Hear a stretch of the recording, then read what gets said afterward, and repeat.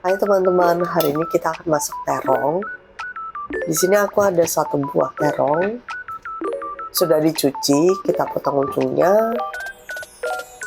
Karena terongnya agak terlalu panjang, ini saya gunakan setengahnya aja. Lalu dipotong miring-miring.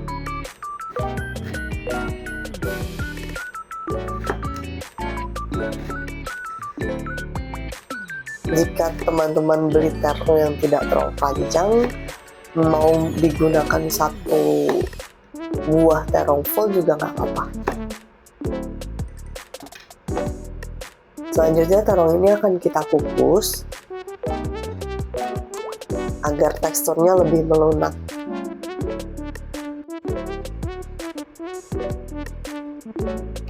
Untuk proses ini sebenarnya teman-teman bisa menggantinya dengan menggorengnya ya teman-teman.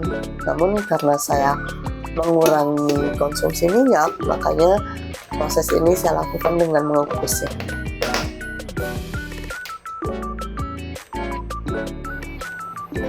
Setelah selesai dikukus, kita akan panggang si terong ini di atas pan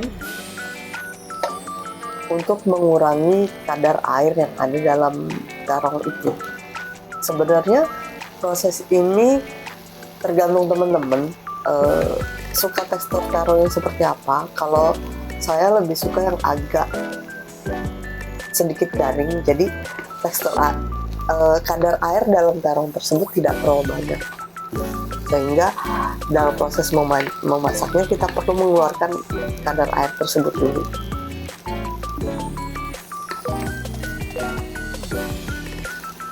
Caranya gimana? Caranya dengan memencet-mencet si terong yang sudah agak sedikit lunak sehingga kadar airnya keluar. Jika teman-teman menggoreng di dalam minyak, itu juga bisa dilakukan, tapi hati-hati saat memencetnya karena ketika minyak bersatu dengan air tentu akan ada cipratan dari minyak tersebut.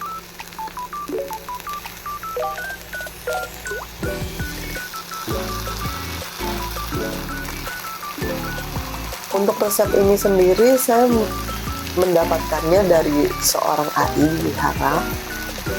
Dulu saat beliau masih hidup, sering sekali beliau ini memasakkan menu ini, apalagi saat saya akan makan di wihara. Jadi hampir setiap makan di wihara menu ini selalu ada, dan saya suka sekali. Ya, sebagai anak muda kita harus mandiri ya teman-teman. Jadi apa yang disuka ya kita pelajari, jadi kita tidak bergantung pada orang lain, sehingga ketika AI-nya udah nggak ada, ya peninggalannya tetap ada, menunya tetap ada yang nerusin, ada yang bisa untuk memasaknya gitu.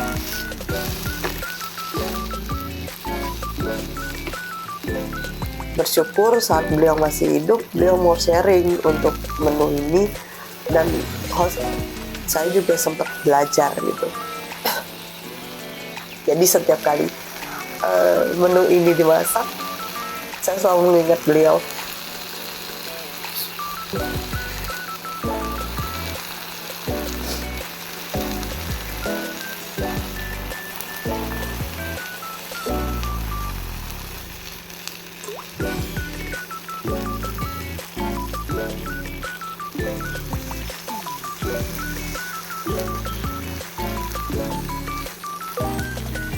Untuk tekstur si terong sendiri, saya juga tidak menginginkan terong ini terlalu kering ya teman-teman. Jadi kadar keringnya itu masih bisa diterima lah. Jadi nggak terlalu kering juga, tapi tidak terlalu basah juga.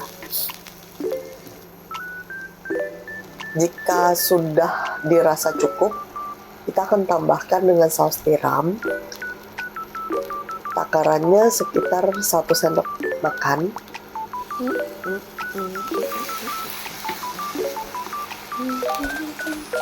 Diaduk rata.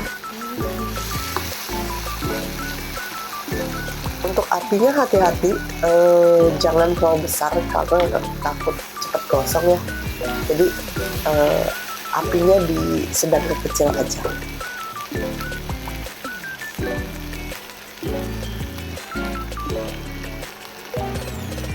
Jika sudah, kita tambahkan saus Xiangchun.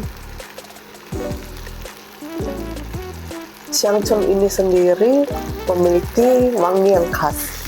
Di sini kita tambahkan setengah sendok makan saus Xiangchunnya, lalu diaduk rata.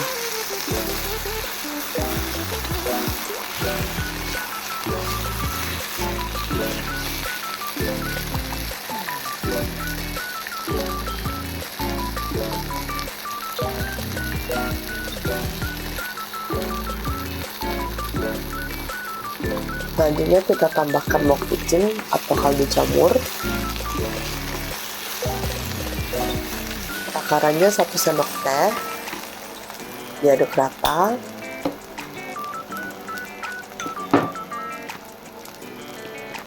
Lalu bisa ditambahkan dengan sejumput garam.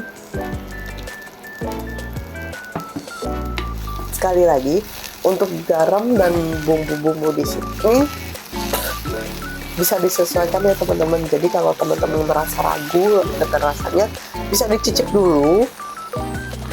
Jika kurang, ya bisa ditambahkan. Tapi untuk saya pribadi, untuk porsi 1 kali makan, takaran segini cukup. Selanjutnya saya tambahkan sedikit atau sekitar setengah sendok makan kecap manis.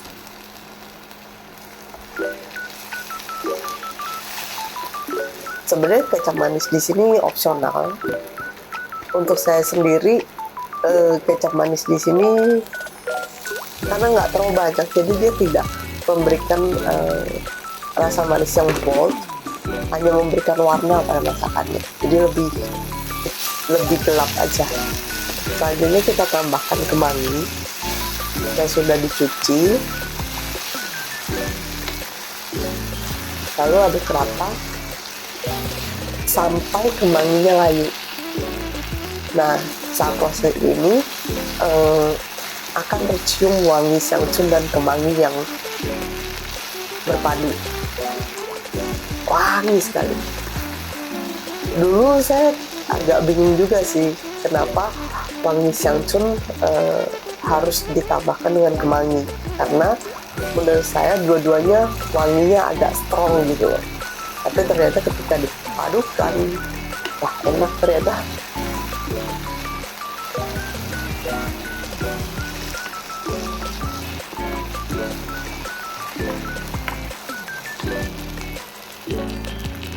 Menu ini sangat enak ketika matang, disajikan dengan nasi panas.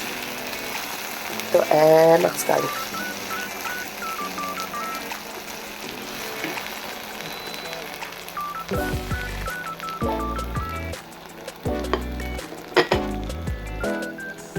Setelah dirasa sudah cukup layu kemanginya, kita angkat Xiangchunnya.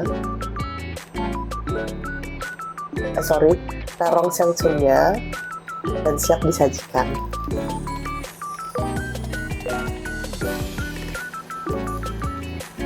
Selamat mencoba.